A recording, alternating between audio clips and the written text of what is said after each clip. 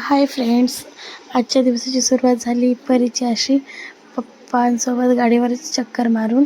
पप्पा ड्युटीला चालले होते तर पप्पांना म्हणले एक चक्कर मला द्या. मग एक राऊंड मारला.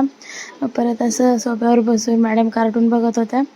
परत आम्हाला आज कॉलेजला जायचं होतं, तसं आवरून आम्ही निघालो. आज फॅशन शोचा लास्ट दिवस आहे, तर आता आम्ही चाललो आवरून फॅशन शोचा.